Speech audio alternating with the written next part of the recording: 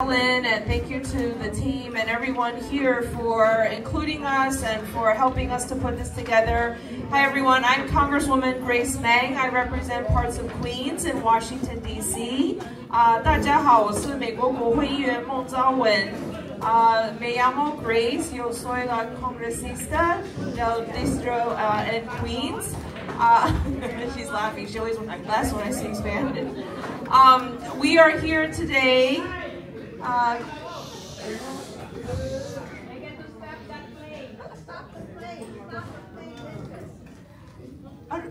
They can play, it's okay.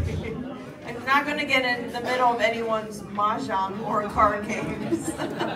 Ping pong might be a little hard, or bingo, but they're totally welcome to play. You are all welcome to listen. We are doing listening sessions like this on different topics around our congressional district to talk about what's happening in Washington, D.C. and what all of these leaders around the table are doing to help us help our community. I want to thank our speakers today, Gabriel from AFGE, William Flynn from Legal Services. How do you pronounce your name correctly? Bake? Bake from Center for Independence of the Disabled New York. Stacy Gordon and Blanca Goris from Queens Community House.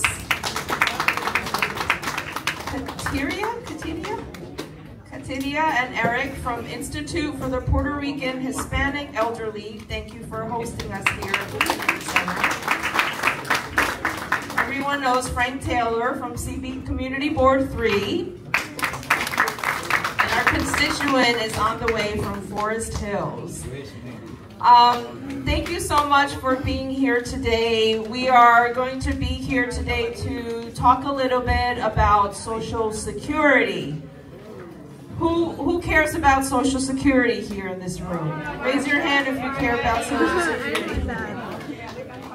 We are here today because our Social Security is under threat, and that's going to affect all of us. It's going to affect our families, our neighbors, and our loved ones. In my congressional district alone, more than 125,000 people rely on Social Security benefits. And these are just not numbers or statistics.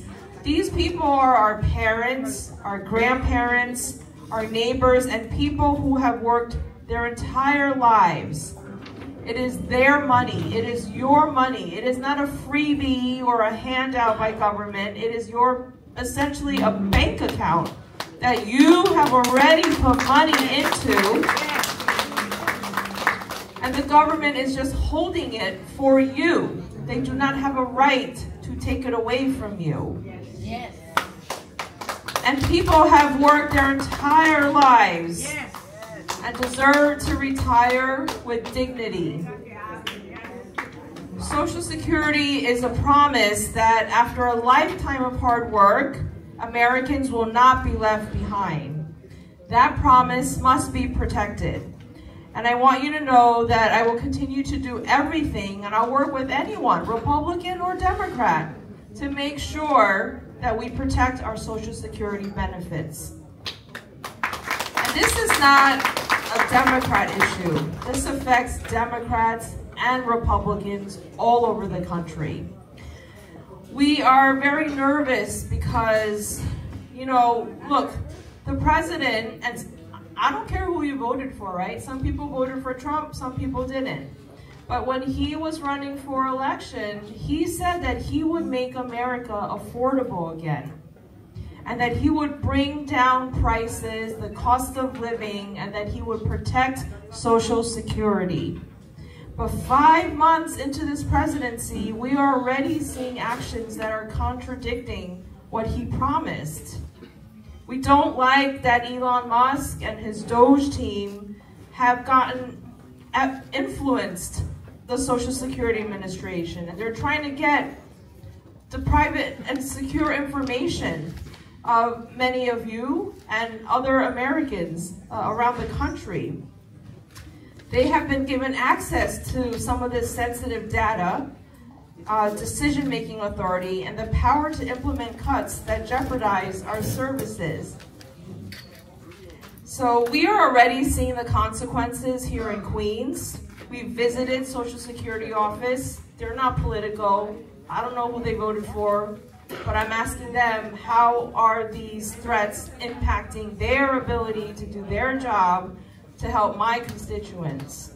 They are already seeing proposed staff reductions, service cuts, threats to close local field offices, including 2 right here in Queens. In my district, we have 1 in Regal Park and 1 in Flushing. And we're hearing from seniors, we're hearing from fellow constituents that they do not want that. They don't want these cuts.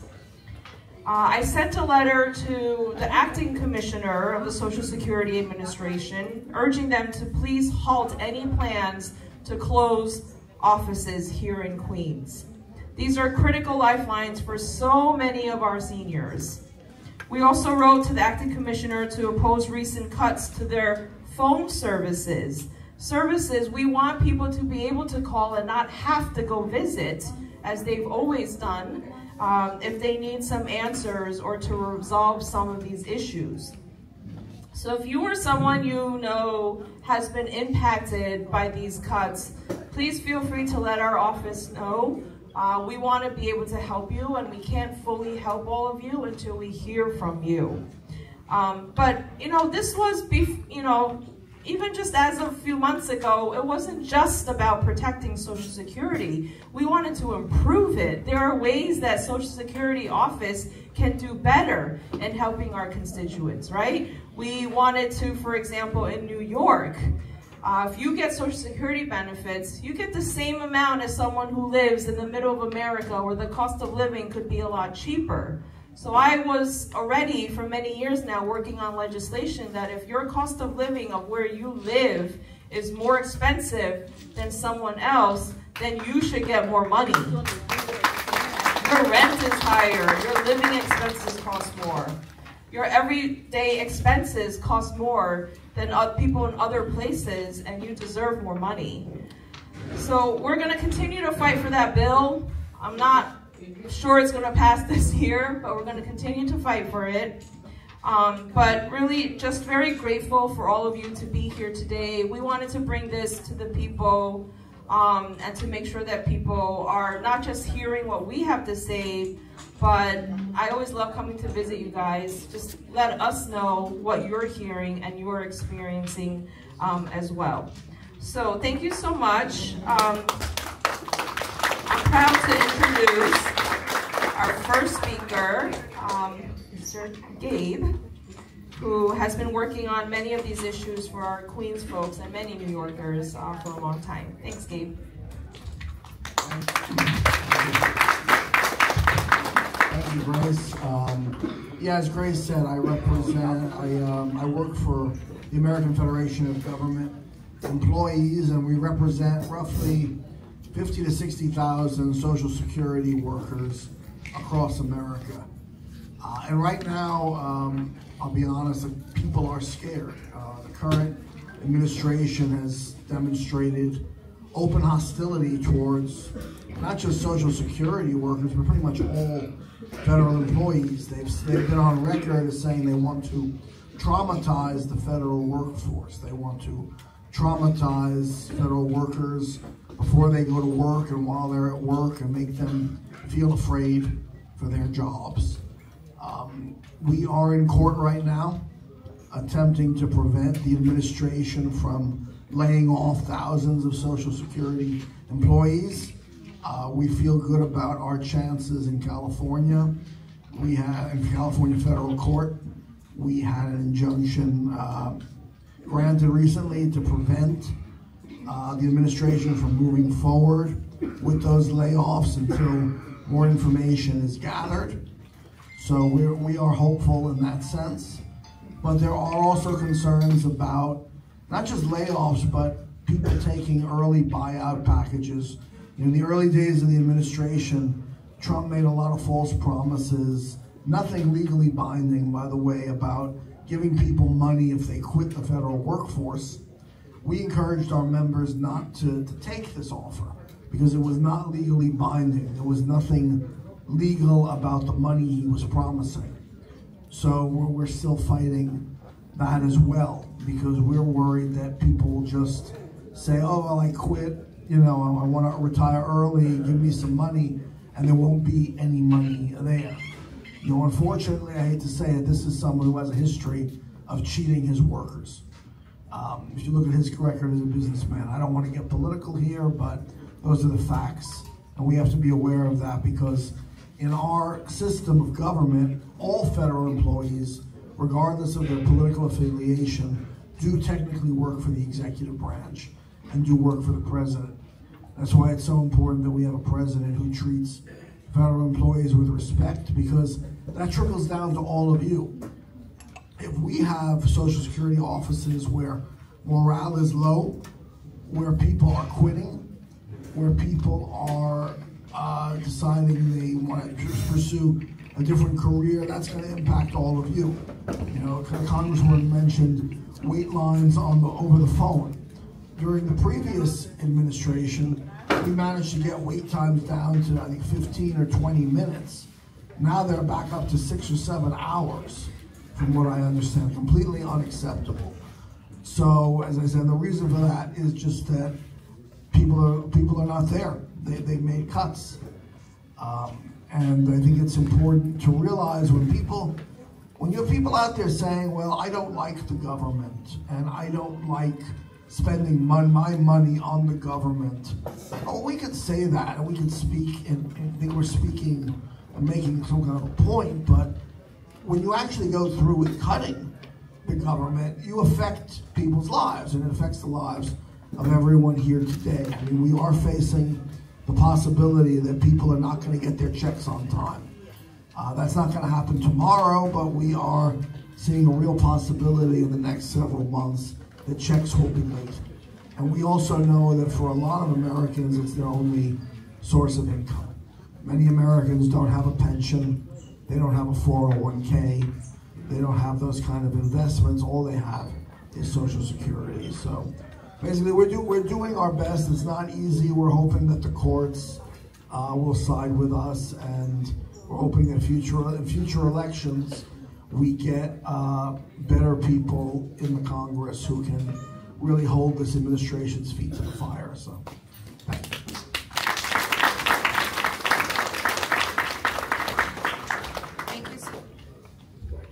Thank you so much, Gabriel. Next, we have from Legal Services, William Flynn. Thank you. Good morning, everybody. I'm glad to be here. I've been watching those cases in the injunction cases around the country. Some of them have been successful. The one in Northern California was great.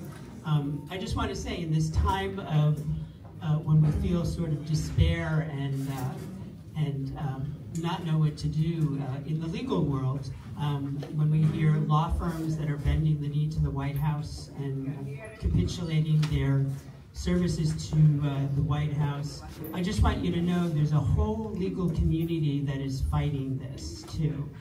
They've gathered together from the ACLU, from Lambda, to the NAAC Legal Defense Fund, fighting, and unions are fighting these changes throughout the country, and they're getting some good results in the courts, which is great. From our standpoint, as a community law firm too, we want to offer our services to you. We can be your access. It's one thing that we really learned during the pandemic when Social Security shuttered all their local offices, is where were you to go if you got a termination notice, or your benefits were changing, or you had to, or they needed some information for you. Everyone was closed down. We had to be the access for our communities too, and we can still do that too.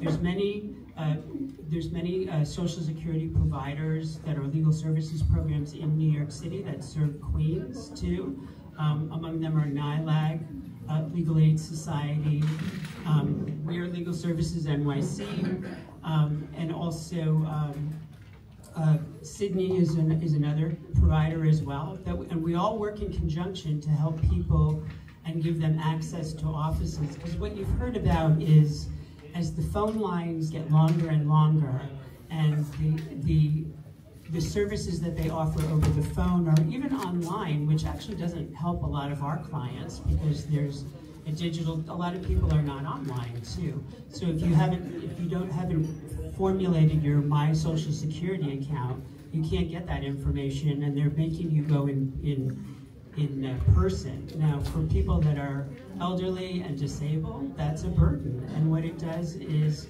it cuts services from you. And so in the end, it means that people won't get their benefits because that access isn't there too. So I want you to please use us as your access. You can either go through the Congresswoman's office too, and she'll refer you to any of our providers. But we want to be here for you and be the voice for you. And you know, we've seen what's happening with the requirements of their new phone system and verifying your ID over the phone. There are changes in that. We've seen how they've cut staff. I was on the phone to a hearing office the other day, and the Social Security worker asked us if we are hiring. So that's the state that we're in now. But I just want to let you know that there are people there that are fighting for you. Please, please come to Legal Services NYC or any of the other providers, and we will be your access to that office if you can't get anybody on the phone. Thank you. Thank you so much. Next, we have Bake from Center for Independence of the Disabled. Thank you for being here.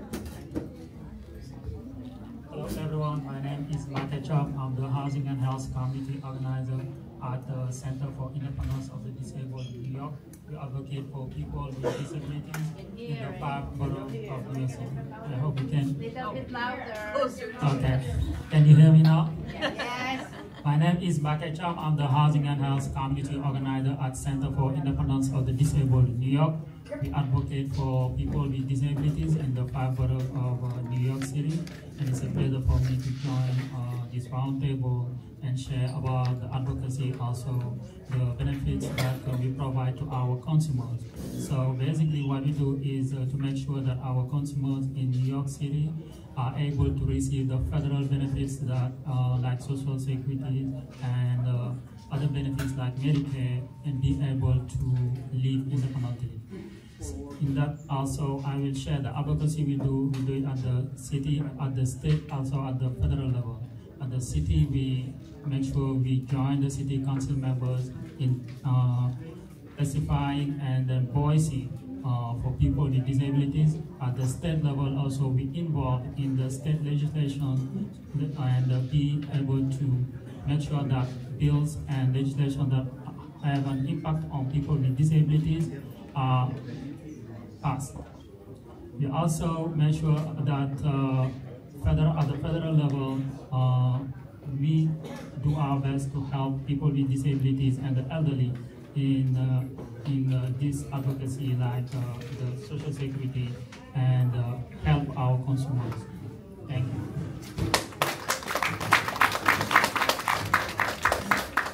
Thank you so much. Next, we have our friends from Queens Community House, Stacy and Blanca. Thank you, Congressman May. I'm Stacy Gordon. I'm the Associate Executive Director of Older Adult Services at Queens Community House. And I want to talk a little bit about the background of all of this, you know, sort of all of this advocacy, the need for the advocacy. So what we know is that in the last 100 years, our life expectancy has doubled. And every day from now until 2030, 11,000 people are turning 65 every single day. And by 2030, 1 in 5 people will be over 65. And all of that means that there's all the more need for programs like Social Security to be secure, programs like Medicare and Medicaid to be held harmless. So I'm going to turn over to Blanca, who will tell you a very brief story about one of our clients who has benefited from Medicare, Social Security, and homebound services. Thank you, and thank you for the invitation. My name is Blanca Goris, and I'm the Division Director of Homebound Services. And, you know, we have a very special case among many, many other cases. One of our clients has been really benefiting for the services that we offer.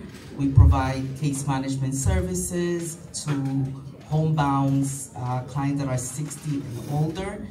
These services are funded by New York City Bank for the Aging, and the services we offer pretty much help all the adults stay home, safe, and you know they have a case manager who take care of all their needs. And you know, one issue that we are seeing with the Social Security and the potential cuts and all the issues is that, you know, we have clients that because of their income, which is only Social Security, they are not even able to rent an apartment. So we have a lot of older adults renting a room. And, you know, their living situation is not great.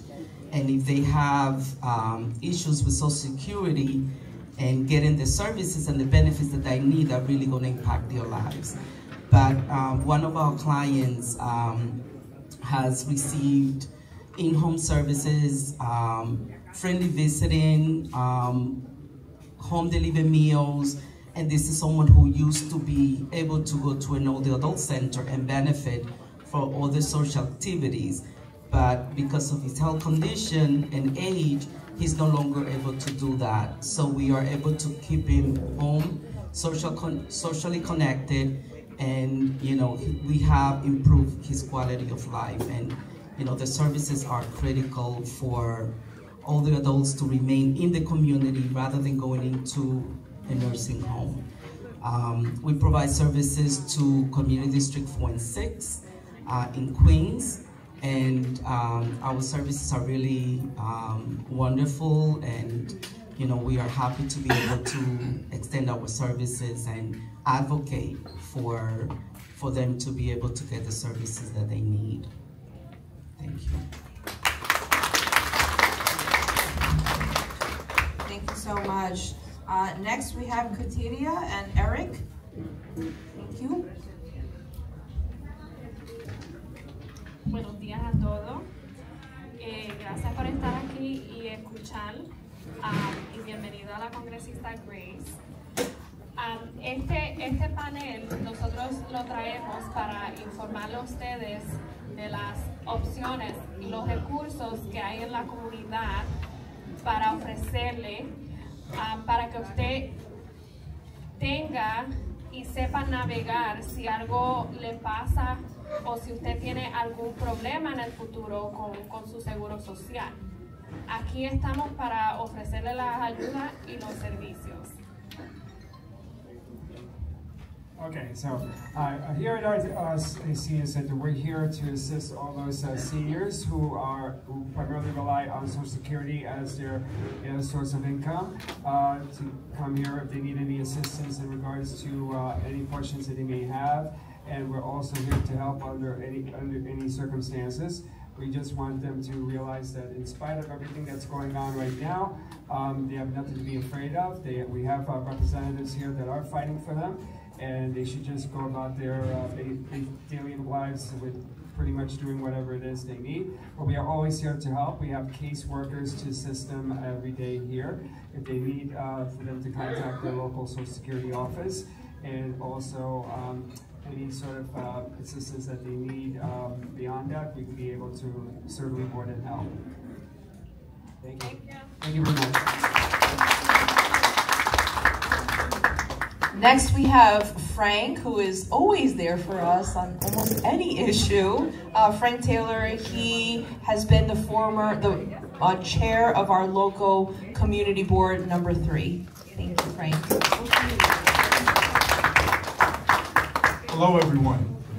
All right. I'd just like to make it clear, I'm the former chair. I did my 3 years, which ended in February. I am president of Ditmars Boulevard, which is a largely senior group. We represent between 100 and 150 houses. and we're the small group that beat the governor. Not this one, the one that was disgraced before, Governor Cuomo, who will probably be the next mayor. I don't understand how politics work, but I am glad that we have a representative like this who will take this issue up, stand up for us. But I'm a little different than everybody here because I believe that we need to stand up for each other. The best advocate for anyone is themselves. If you do not take control of your own life, don't expect someone else to do better for you. All of you have worked, all of you have done things great in your community and for your family. It should never be forgotten. You should be relished. You are a treasure. You are the one who dug the well. We are the ones who should respect that. But we have to learn and we have to keep teaching these lessons and we have to keep pushing. You have to watch who you vote for. Is that person you can go to and advocate for you? Can you advocate to them? Can you advocate for yourself? Because the best one to know what you need is you. And you deserve everything that this country is supposed to give you. So I just want to leave you with these words. Ms. Ming is fantastic. She's always had an open door. And she's always acted. Very different than someone just listening and not doing anything. That's not her. She does. But we have to do better for ourselves. Okay? We can't blame things on other people and say, oh, we got a president this, we got a convicted felon, we got, well, it doesn't matter. There's checks and balances in this government. There's checks and balances in this country. And unless we exercise our power as people, it doesn't work. When you exercise your power as a person, system does work. So God bless and thank you for having us. Thanks, Frank. We're gonna have to put you on Instagram. Okay, our final, but last but definitely not least, speaker, Mr. Tremaine Hamilton is someone that our office met when he encountered some obstacles with the Social Security office. If you could tell a little bit about your story, your experience, and why Social Security is important. Thank you. We're still in morning. Good morning, everyone. My name is Tremaine Hamilton, and I'm both an advocate as well as somebody directly impacted by the Social Security system. I just want to shout out to Congresswoman Grace Ming's office for assisting me in my time of need. And thank you to everyone that's here that assists individuals like me. So I'm a lung cancer survivor. Thank you. And this program has been extremely beneficial to me. I've been on this program since the age of 22. I've been in remission since then. And thank you. And individuals like me is the direct evidence of when we have great systems that advocate for us. We have Congress people who fight for us. All of these programs that have lawyers and advocates that really see us, right? See us as individuals, not as leeches of the system, but individuals who have either paid into the system. For some of us, like my parents paid into the system, or many of us who have disabilities. So this is a program that is incredibly beneficial and something that we need to fight for. We have to go to the polls and fight for this program because it's incredibly beneficial, you know.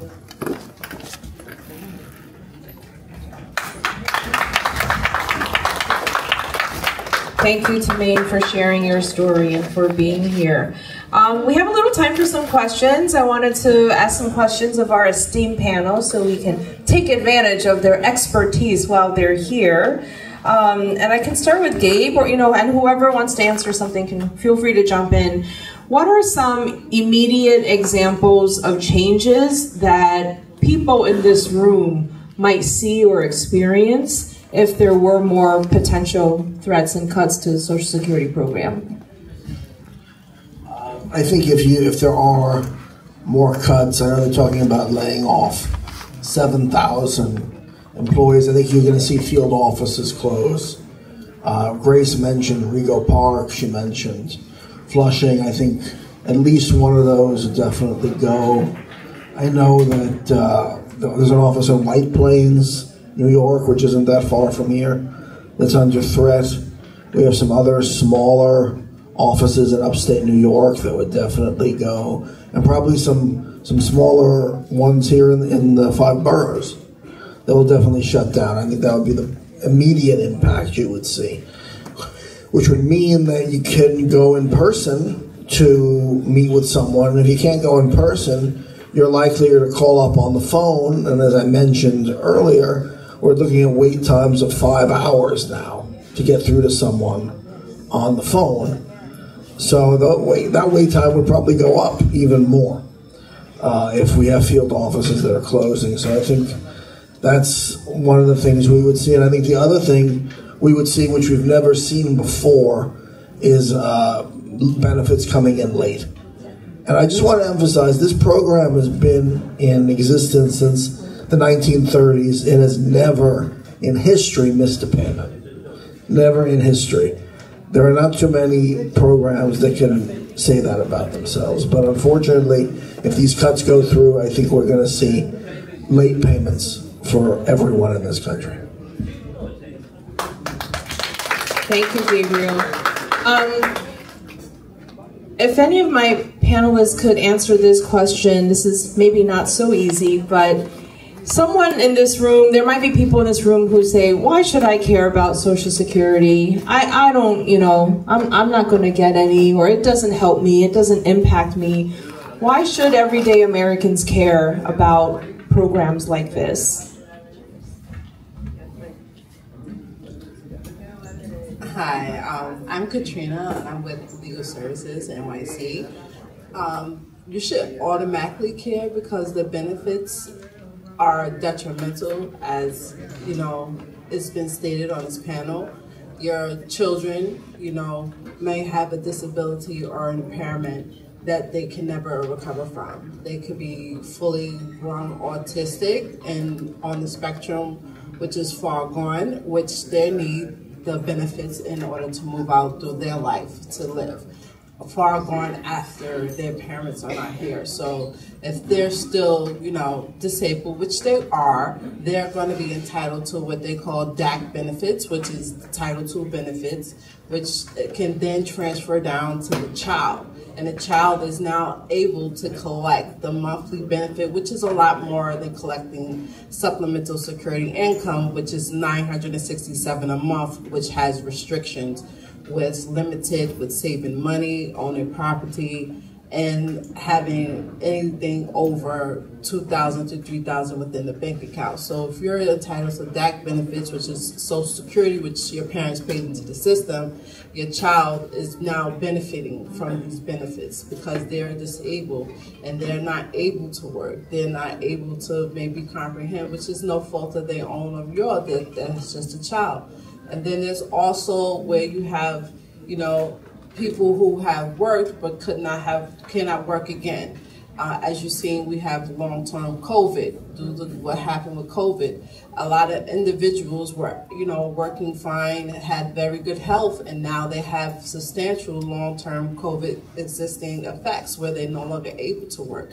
They're no longer able to move. Some people cannot even breathe without, having to sit down or being on a ventilator. So now they need these benefits, and maybe they did not work enough. So they are not entitled to get maybe full Title II benefits, which is disability that you pay into the system. You have to get a combination of SSI and SSDI. So that's income. Now, we live in New York State. You don't have too many resources. So Social Security, supplemental security income, and disability is really detrimental, and everybody should care about it, and especially with the